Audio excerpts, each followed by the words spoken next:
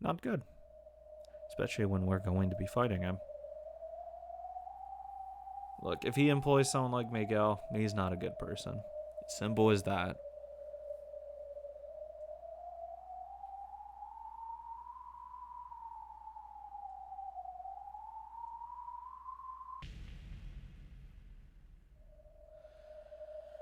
I'm glad to see that you've all made your decision. Gentlemen, will you swear your loyalty to me? Yes, Father Caleb, we swear our loyalty to you. We agree with your aims and we swear to assist you. We are honored to be part of the Caleb family. Well said. Starting today, we're part of the same family. Can you put the glove on your hand? One after another, the men kissed the back of Caleb's hand. Dude, can we, really calm it down with the fucking mafia shit over here? Dude's not even part Italian. They were all the bosses of the many forces in the City 23.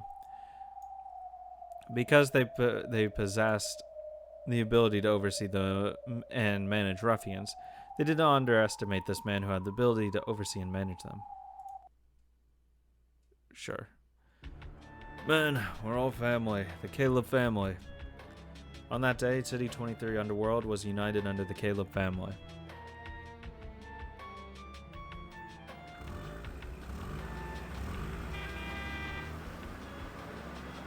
Caleb got into his car. The cars of his underlings formed a wall around him, and they triumphantly drove through the nighttime city. Horns honked and everyone made way out of fear. By now, even traffic lights couldn't stop the procession of Caleb's motorcade. You did it, Caleb. Now all of City 23 is yours. Yes, we finally succeeded. Boss, Father Caleb, congratulations on uniting City 23. Thank you. However, this is only the very first stage of our battle. I know the tough part is still to come. Let's move forward, Miguel. Now our battle will truly begin. Caleb's goal was to deal with the occupying forces on an even footing, wasn't it? Yeah. Something we don't want. That's not good. Why was the uniting the criminal underworld an essential step in doing that? Caleb knew. He knew about the pointless competition between the American and Chinese armies. The two armies which raced to restore their public order the fastest wanted to prevent disturbances in their jurisdiction more than anything else. And that's why Captain Butler wanted connections to the criminal underworld. By manipulating things behind the scenes, he made sure the balance of the underworld was preserved and no disturbances broke out. Exactly. The most important thing to City 23's occupying forces was peace. If you did it quietly, you could do whatever you liked, be it smuggling or blackmail.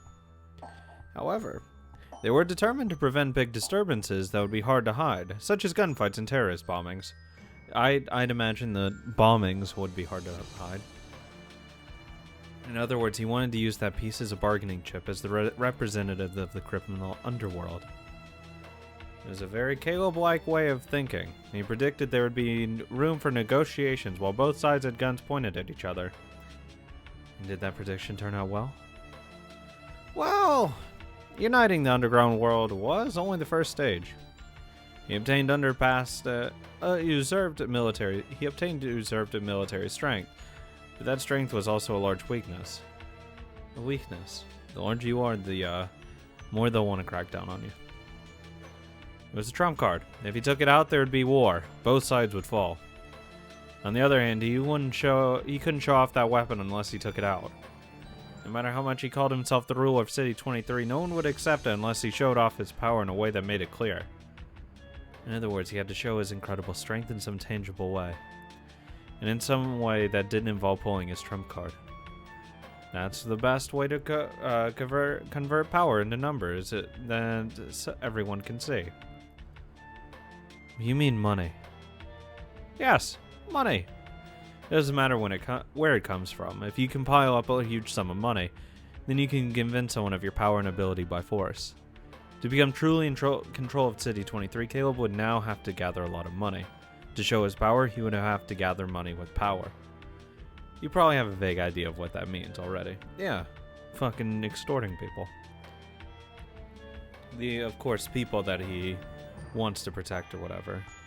A crowd of grim-faced men gather in front of a restaurant, along with a line of black-painted cars. Protection money and all that. Then, even more luxurious car arrived, and the men immediately formed a line and welcomed it with a bow. The man who came out of the car was the new ruler, Caleb Kirigi. The sense of majesty about him made it clearer than anything else that he was the new ruler of the City 23 underworld. The former bosses of the various City 23 forces were lined up along a long table. Some had approved of Caleb's goals, others had surrendered to Caleb's strength. In their own various ways, they had acknowledged Caleb as father and sworn their loyalty.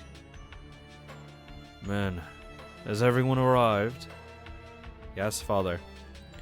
All of City 23 now belongs to you, father. After all, everyone who didn't acknowledge him is feeding the fishes now.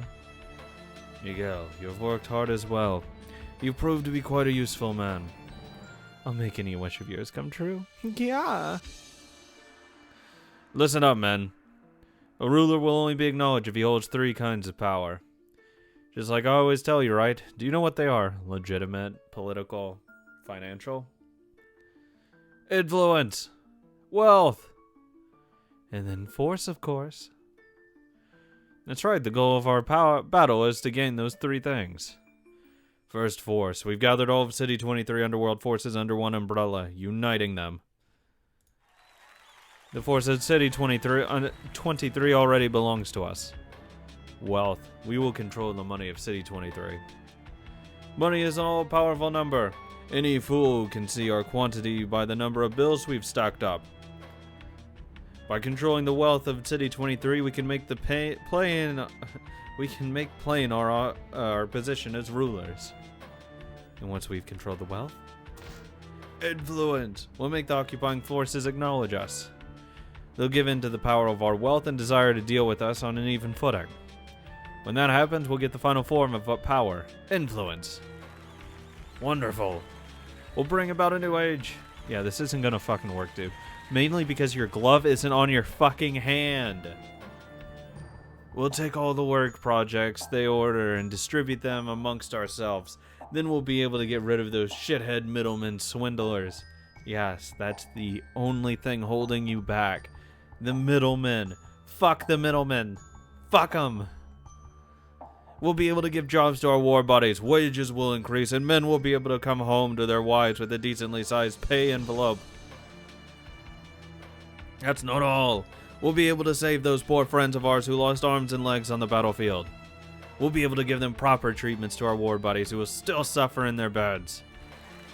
Father, father, long live Caleb. I'll make your dreams come true with my own hands. The executive members of the family rose in unison and applauded.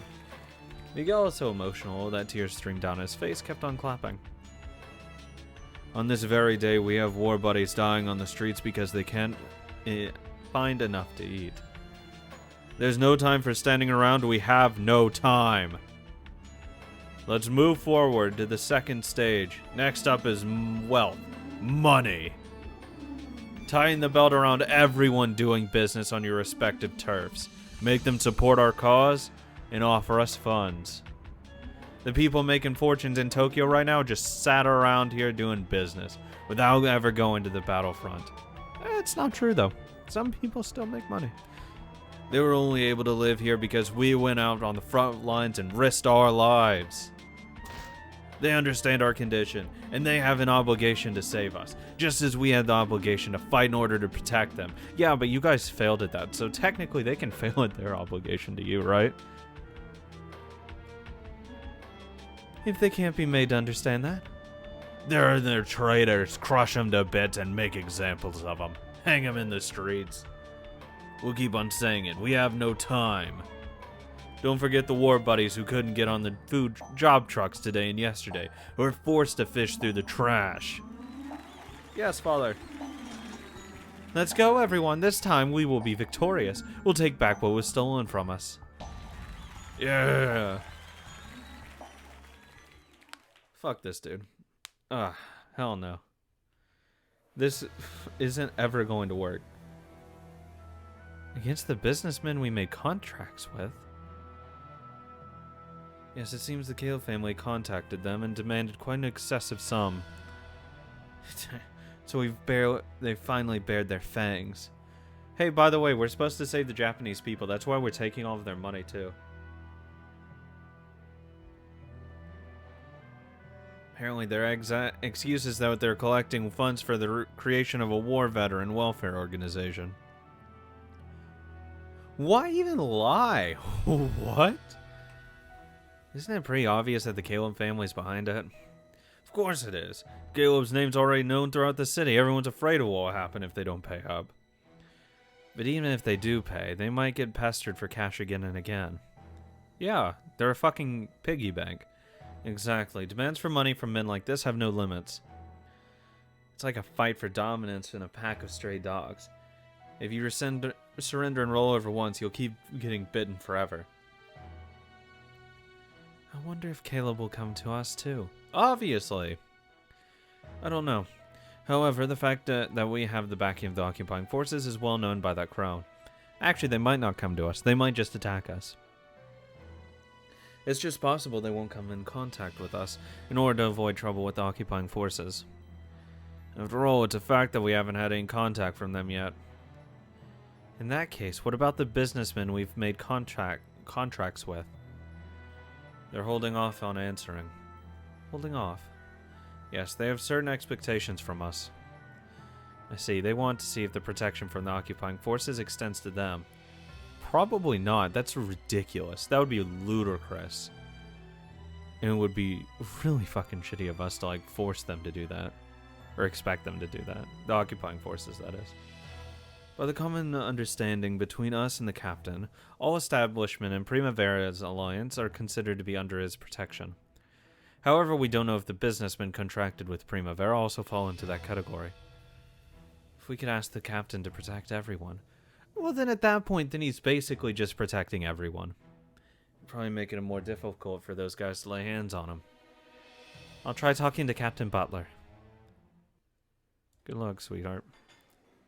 Hello, is that you? Is that you, Rose? It's me, Butler. Sorry, couldn't respond to all your other calls. Okay, I've kept you waiting too long. Oh, Captain, I've been waiting for you to call. Actually, there's something important I would like to talk. I would very much like to talk to you about. What's that? If you need help undoing your bra hook, I'll be happy to lend a hand. The truth is, no, that's really easy. I would like to borrow your strength. My strength? Well now, what kind of trouble could you be in? I believe I've neatly done away with all the troubles descending on Primavera. The truth is that this doesn't involve Primavera the club, but some of the businessmen we've made deals with. Hold on there, I can't go looking after all the businessmen you contract with. I promise to protect the establishments that are part of Primavera, but isn't that a pretty wide interpretation of those words? That's, well, something we understand. Your point is a reasonable one. With that in mind, could we talk about dealing with their problems? Of course, there would be a new contract between us. We'll find you a suitable reward for any new annoyances this may cause you. Rose, you see, I've never really seen our relationship as a contract. I protect your clubs because of a modest desire on my part as a regular guest who loves you and the club. I wouldn't want you to think I just gave in because of money. But we earnestly want you to lend us your power. We'll find a way to repay you in whatever fashion you like, so please. One night with you, Rose. If you let me do it as I please, I'll be willing to consider it. That's, I'm kidding, just kidding. I'm not, though. Please. You're so cute, Rose. It's really a pleasure to tease you. Captain? For now, that's all I have to say. As I've done in the past, I'll take responsibility and protect your club. However, I can't take care of all your contracted businessmen.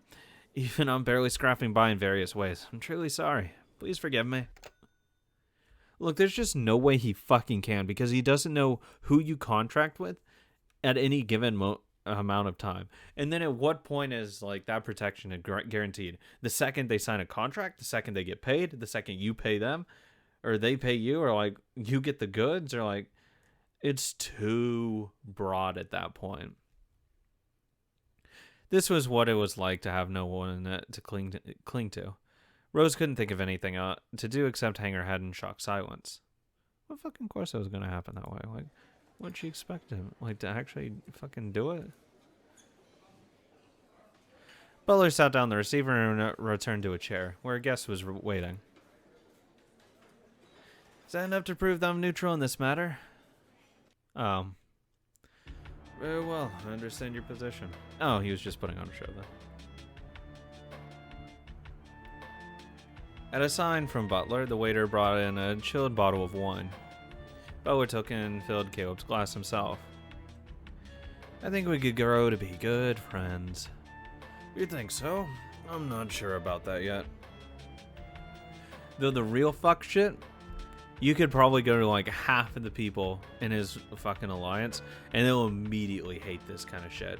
Because he is directly playing with the people that he wants to overthrow, and you're just fucking playing nice with them? Playing fucking T-sets? Not a good look, buddy. Just saying. Butler had already made contact with Caleb. The captain, with his schemes of controlling the underground from behind the scenes, couldn't afford to ignore Caleb. True. I'll tell you what I'm hoping for. Don't make too much of a scene, that's all.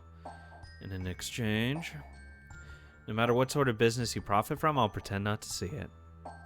Isn't that a deal on even footing? Fool, you've got it backwards. Oh. If we give you the peace you desire, shouldn't you have to give us something in return? What? What? No? Having us ignore your activities isn't enough for you? If you think something like that is enough to make us even, you must really underestimate us. I think you're underestimating the army that can kick your fucking ass. If you even dare to like start a rebellion like that, they're going to stomp you out with a fucking iron boot. Are you a fucking moron? You have no power here. What the fuck are you doing? You were like a dog, like a fucking puppy that's angry at a human. At any point in time, that human can just break your fucking neck. Very well, I understand. It's only natural that you'd take us lightly now. What are you gonna do? What? After all, we haven't shown our strength in any visible way. However, sooner or later, you people in the occupying forces will see our quality clearly for yourselves. Once that happens, then we can talk about whether you can become friends or on even footing. That's nothing to be gained by making us your enemies. The same goes for us both. You've got nothing to gain from making me your enemy. Isn't that a sort of relationship with our blades at each other's throats? A truly equal relationship? Feel free to start an all-out war whenever you like. If that's what you want. Perfect. My country surrendered, but I never raised any white flag. Dude, you'll get your fucking ass killed. You moron. Why would you... Okay, whatever. That's actually stupid. This is fucking mind-numbing to me. Why would you do that? How could you think you have any fucking position of power? No matter how big a fucking underground world is, it has no shot against a full-fledged military. No shot. If you want, we can start our showdown on the mainland right here whenever you like. However, neither of us wants that, am I right? You're the ones who don't want it. So you plan to be aggressive until the end? Very soon you'll understand our quality. We'll take control of all of City 23's money and strike you and your superiors down with those wads of bills. Ah yes. The bane of any military. Money. When that happens, you'll realize that you have to deal with us on better terms. Okay. We can just delegitimize your currency because you're a fucking puppet state right now. Don't underestimate me, Philip Butler. He can literally, at a snap of his fingers, invalidate all of your fucking money. He being the government. That won't do. The madam doesn't meet with people without an appointment. Just shut up and call her here, ugly woman. That nose of yours is filthy. Maybe I should use my knife to straighten it up a bit for you. Enough, Miguel. Don't play around with mere underlings. Young miss, my name's Caleb. Pass that on to Madame Rose. If she doesn't come to meet me here after hearing my name, then I'll just have to take that as her answer. Caleb's visit had been truly sudden. They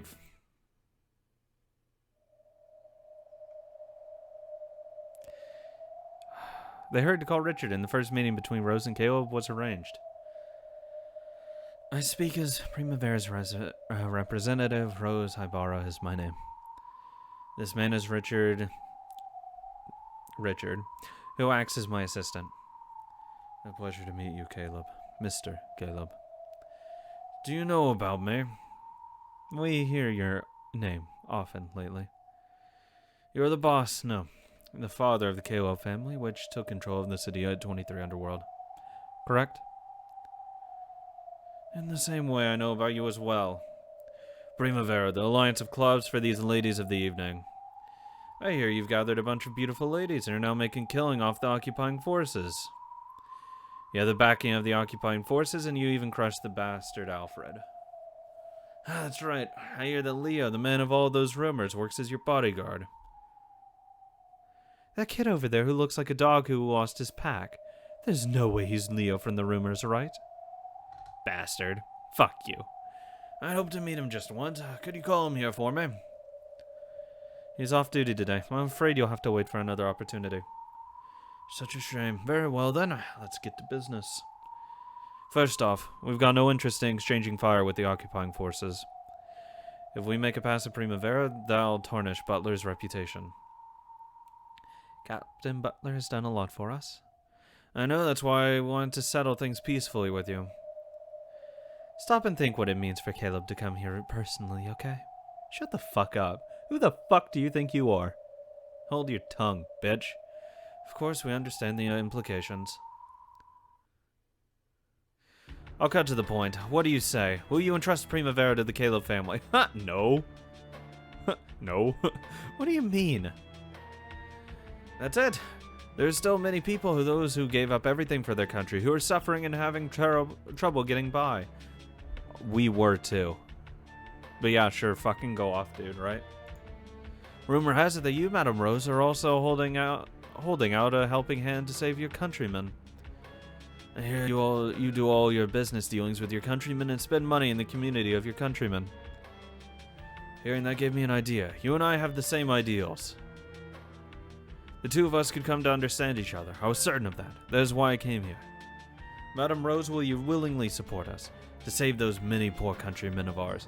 You're literally extorting your own fucking people, and you're gonna give us the fucking song and dance about, oh, my poor country people. Even though you actually really don't care about your country people, you only care about, like, the people in the war or whatever. You actually don't give a shit about anyone else. In your evidence of how you treat, at least, regular women in this case. You don't fucking care about them. You don't care about the people who are businessmen that are making money, because, fuck them. I have poor soldiers that aren't working. Here, look at my soldier buddies. That's literally all you care about. You're so fucking short-sighted as well. This isn't going to work. This is a stupid plan. What sort of support specifically? We ask for funds proportional to what people can pay in Primavera's case. How much? 10 million Japanese dollars. Go fucking suck a dick, dude. Get out of here. Are you kidding me? I mean, be quiet. How much money would be? Don't play dumb. We got information how much you've saved up.